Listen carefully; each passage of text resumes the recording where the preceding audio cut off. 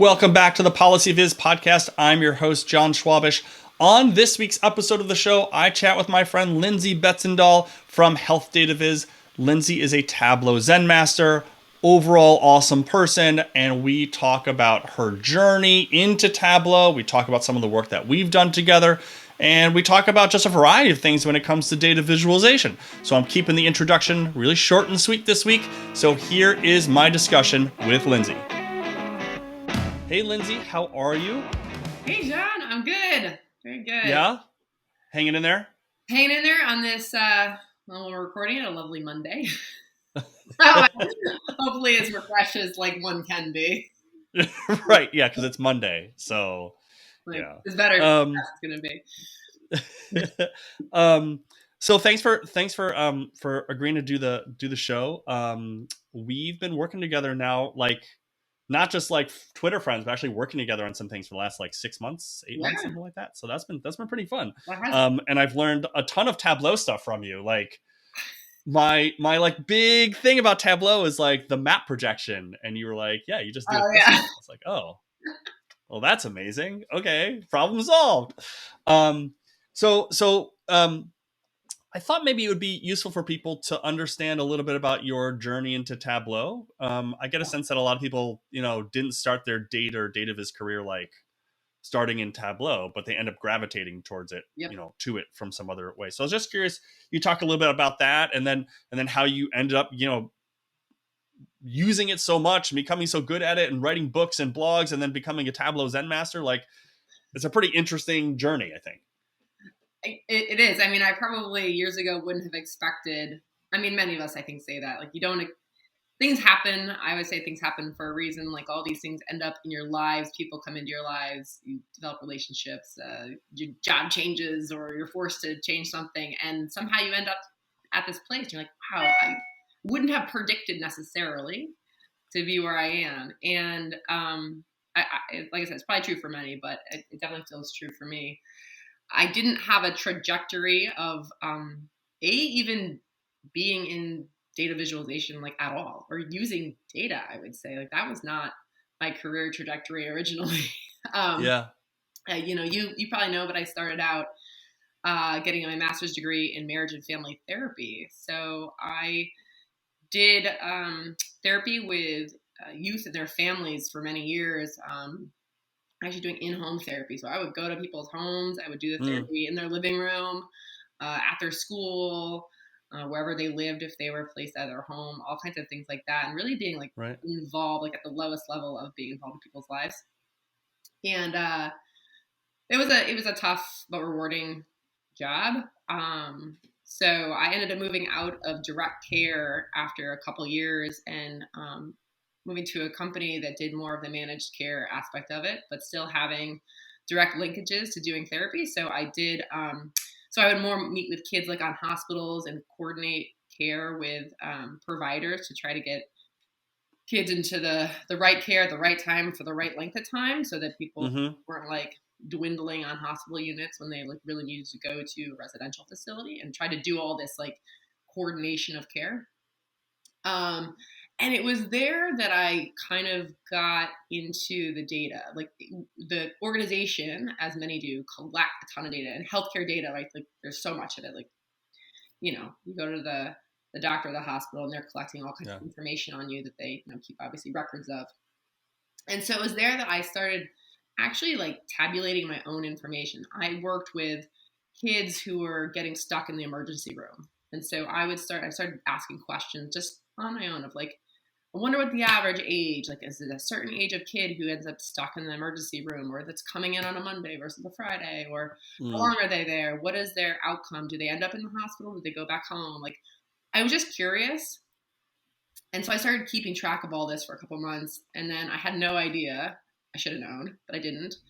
That the organization collected this already. Like, all of this was put into a computer. Like, I'm typing all this in anyway and saying, right, I'm in this day, and they came out that day, right? They had data for like this day. I didn't know. I never looked at the reports because I was just do the work, not analyze the reports. And I'm like, oh my gosh, they have like hundreds and hundreds of reports. Yeah. So I got really into just understanding and being able to like change maybe what I did based on understanding the data, like, being more predictive of, hey, I don't know, given all this criteria, this kid might be hard to move out of the ED because they're 13 and they're aggressive and the hospital won't take, I don't know, like I was able to kind of think more than when I had the data. Mm-hmm. And so, yeah, I ended up slowly, I think with anyone, you start kind of in your career, like making choices on, I think I want to apply for this internal position versus this one. Do I want to be a supervisor of the clinical department, or do I want to move into the quality data department, which was, would obviously get more into the data. And so like I started making these kind of shifts and choices and relationships of people who were more on the data side of things. And that's how it kind of got started, where I was very interested in it. And the long story short is that once I found out what the reports looked like, Mm-hmm. I realized that we were not doing our best to use this data. Like we were not visualizing it well, right? And so I was on the end of, I didn't even know we had data. And then when I saw it, I didn't know what to do with it because it was all like just tables. So once I was in the department that I could make actual change, I looked to find what was out there Mm-hmm. that would help us improve. We could do so much more with it. So yeah, I found Tableau. And at the time, I wasn't in a position of like, hey, like, let's purchase this or whatever, right? Like, I was like what was called a network manager, like, but I wasn't managing people. Like, I didn't have any decisions in the company per se. But, smart enough to say, well, the way you get people to buy something or agree to an idea is to show value, right? So I figured out how to download Tableau public, the free version. Figured out that while I couldn't save anything and I couldn't publish it to Tableau public because I was using data with PHI, I figured out that I could do enough at one time and keep my computer on and keep Tableau public open that I could use our data and like make charts and make dashboards and then show them, to some of my leadership and show the interactive part, which kind of blew their mind at the time. And this is back in like, 2014. They had never really seen like an interactive dashboard, particularly of their data. And so it only took about 6 months of kind of me showing some of these things and being very vigilant in it that they agreed to purchase like, a handful of licenses for some of the folks on the data team and start building stuff out. Now at the time it was just like more not static, but we didn't have like Tableau server. We just had the licenses to build some stuff, show some reports, show some value. And that's how I got started, where I was kind of leading the charge just because I kind of came up with the idea and was passionate to make it happen and see it through. It's like such a common story that I hear is like, I was really interested and I tried some stuff out and then I showed it and I like, people were like, oh my goodness. And then like, it's so interesting. So the data that they were sharing, I guess, was it just like tables in PDF format? They were just like on some drive that nobody really looked at, but it was just like automatically piped out. Yeah, so there were so many reports that people would ask for, and they would just, either be like daily, weekly, monthly, quarterly reports, whatever, and they would go to a folder. Right. And you just have one after the other. And if it was your job to like look at a certain report, you would be pretty familiar with looking at this table. The problem is like, so yes, there'd be like one person who would really know it well, and they're like, oh yeah, I totally find value in this. And I'd be like, yeah, but are you sure you're not missing something? Like, how are you really comparing all these numbers? These are huge reports. Yeah. I don't know, because I was like, this is terrible. I wouldn't want to look at this thing. but yeah, it's just like, I don't know. I just got really passionate about making it happen. And yeah, I think people started, I think with anything, like if you are energetic about something, no matter what your mission or your value is, like people will feel that, and I think then believe in it, right? Like So, I mean, I just kept pursuing it, and the leadership around me were like, "You've got a great idea." I mean, even my CEO at the time was just like, I mean, he would come to my desk, which was like rare for like the CEO necessarily to do that, but he would like, "I want you to build this like report for me," and kind of like, "Don't tell me what Yeah. I'm telling you right now, and I'm not going through the right channels, but I can do that." And You're he's like, you're the CEO, by the way, yeah.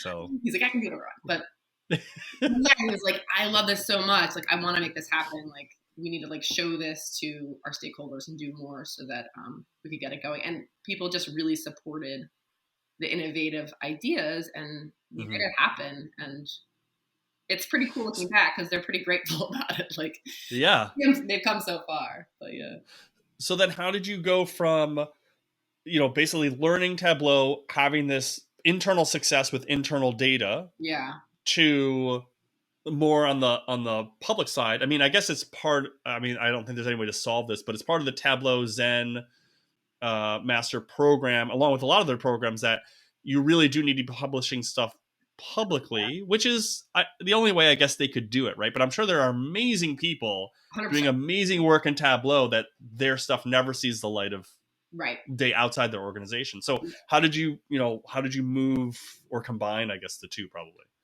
Yeah, it is. You're right. It's interesting. I mean, I sometimes feel like the biggest fraud, as I'm sure many do, when you know people internally or you know people that are just not in the community who are just fantastic wizards at this stuff, right? Right. Yeah. So that's sort of the nature of the way the Zen Master program is definitely like a community based recognition program is what they call it. But to that point, I had been using Tableau for like approximately like 4 years before I ever kind of really started doing anything outside of my organization. So, Gotcha. and part of that was I was definitely a consumer of the community in the sense that I looked on Tableau Public for ideas. I downloaded dashboards to learn something.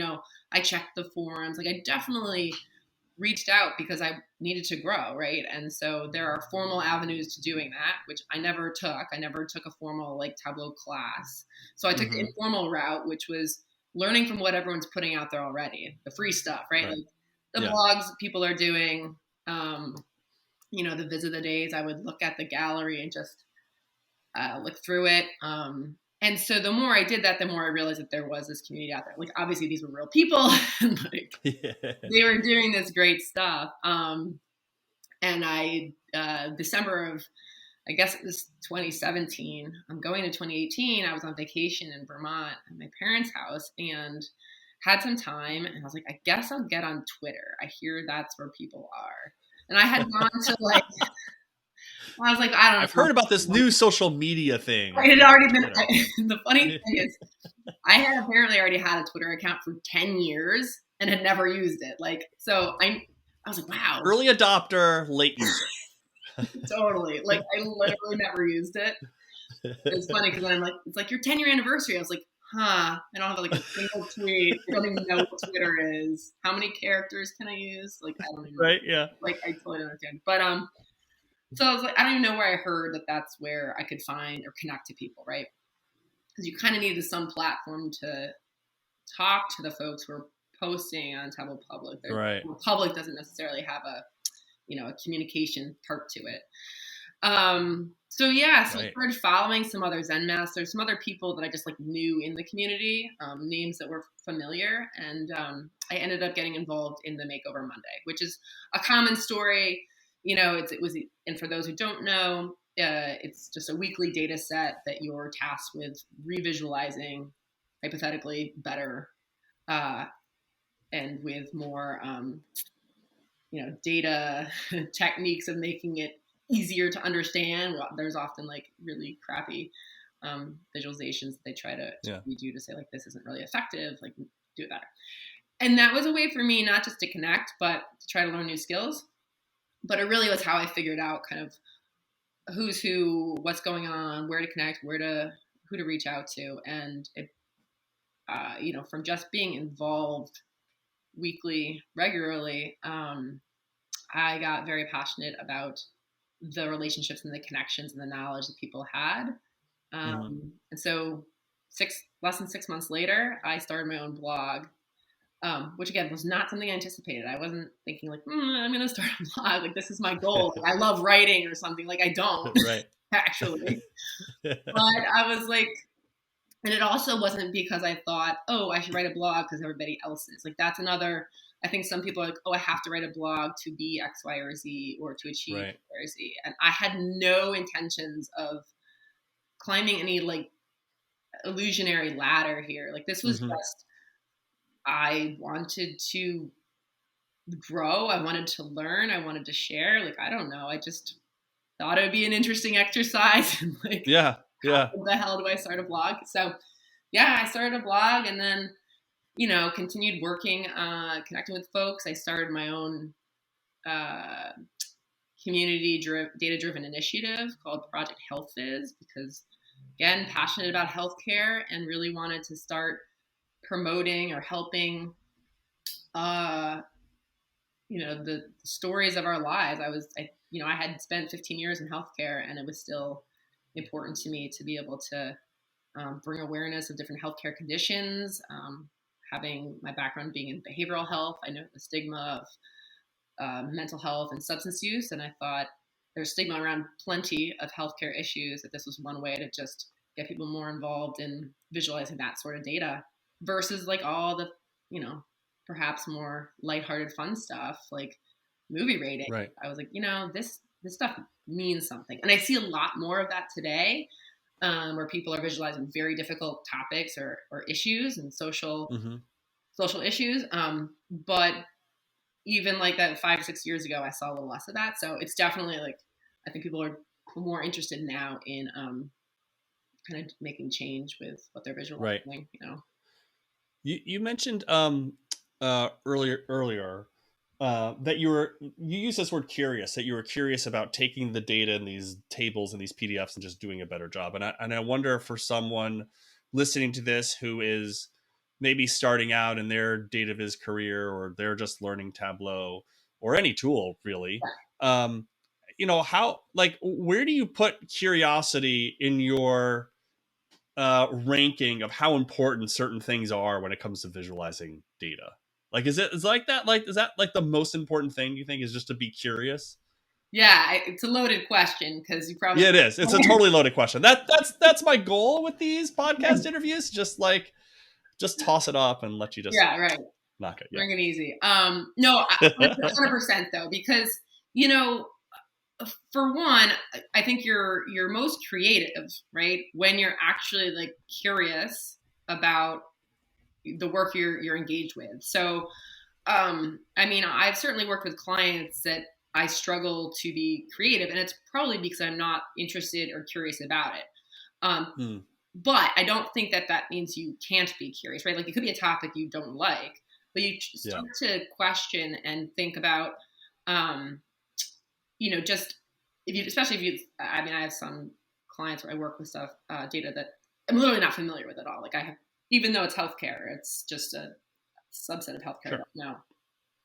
But sometimes when you don't know something, right, like, you can be certainly curious. And I think for me, it's being curious about not just the topic, not just, also like what the data is telling me or what it's not telling me. It's also being curious about curious about myself. Like, how can I visualize this? How can I make this insightful? How can I, bring change or insights, right? Like, it's all these things about, kind of feeding your curiosity, which I think feeds your creativity, your engagement with your clients. So yeah, it's huge.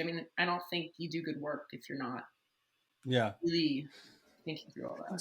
So when you're working with a client and you're having this process, and they're giving you their data, or you're going out and grabbing the data, to what extent do you feel like you, as the visualization or dashboard creator, need to know the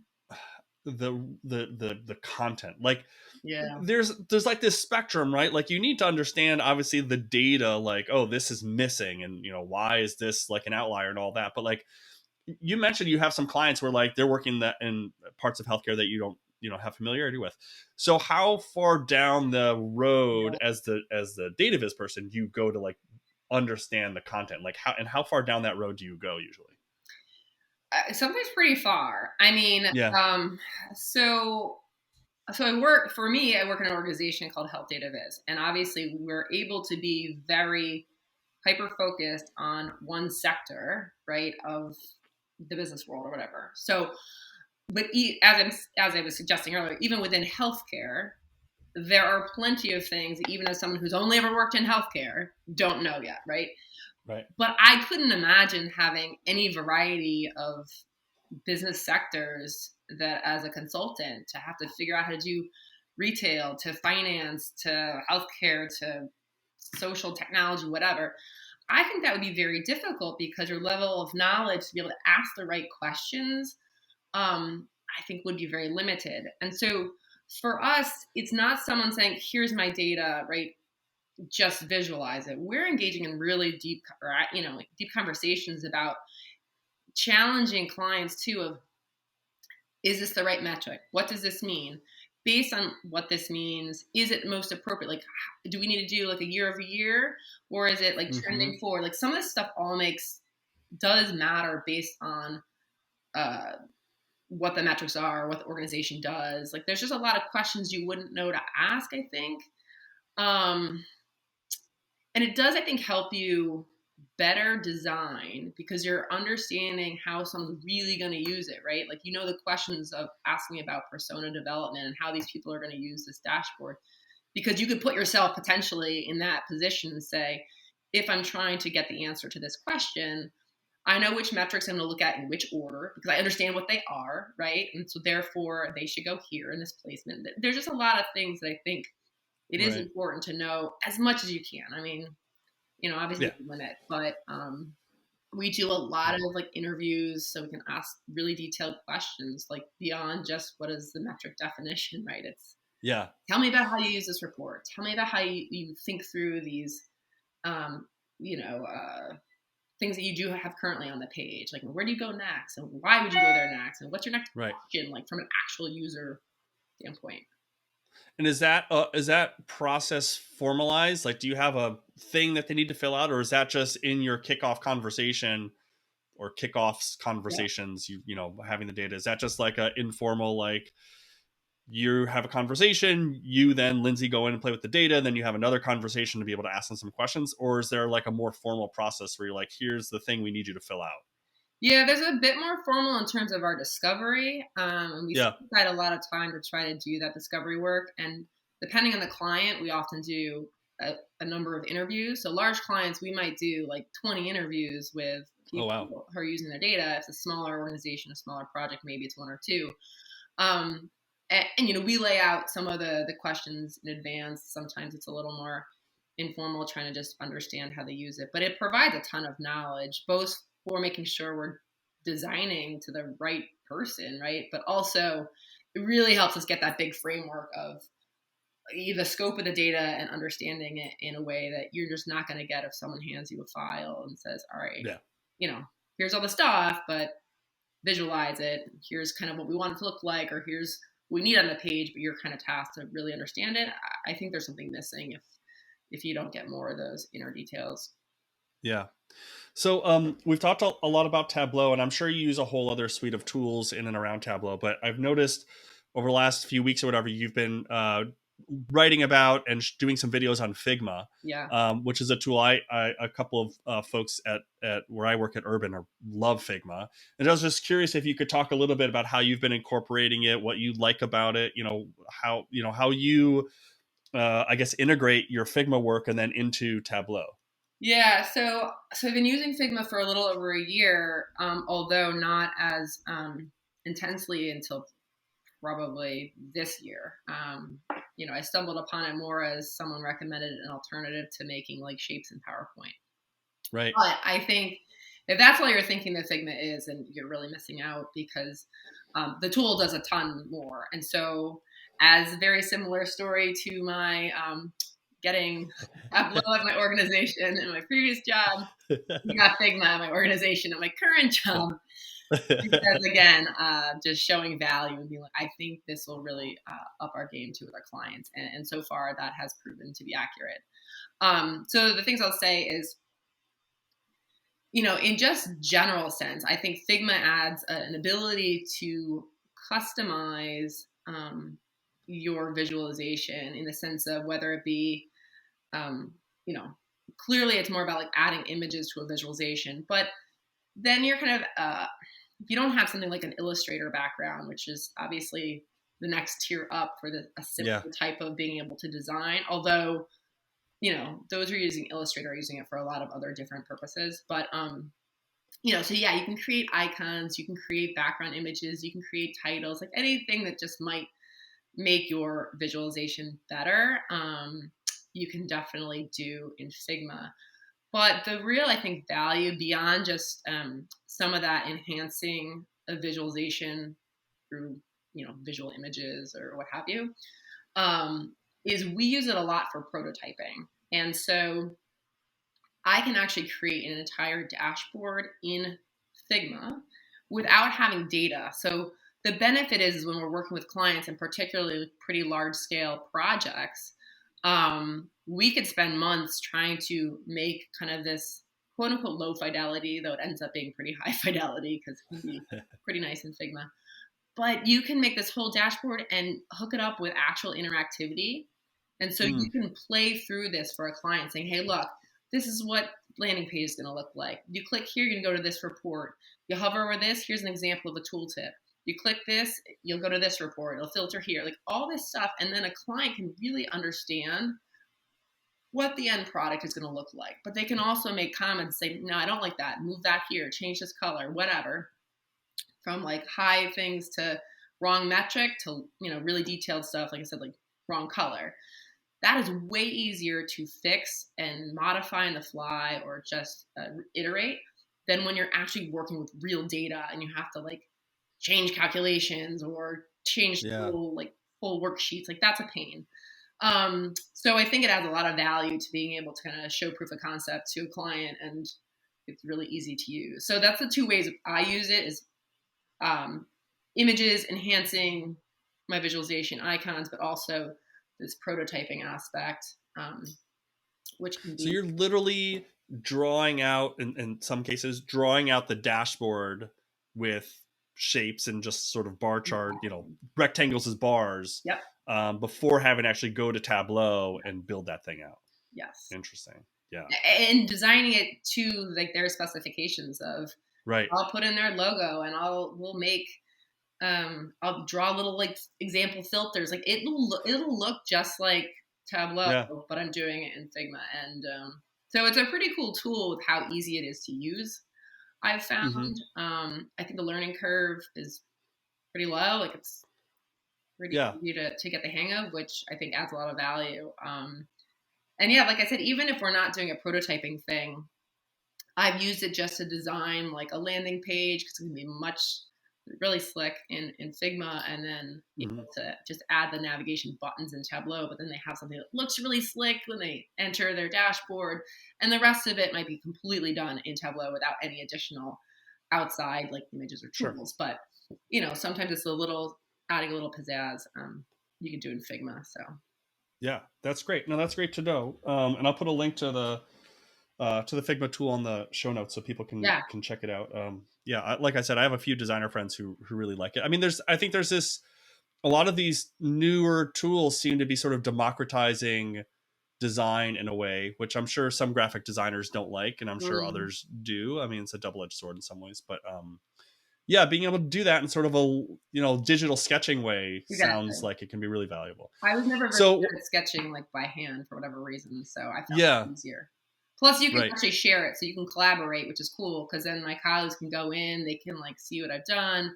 We can see each other's work, which you can't, unfortunately, like unless you have Tableau server, which we don't as a client or as a consultant because the clients have it. I don't always see my colleagues' work unless they're like showing it or I'm like digging around to look at their dashboards. Right. So it's a nice way to see like their design thinking. and what they Yeah. end up building in Tableau kind of right there too. So. Right. Yeah. Very cool.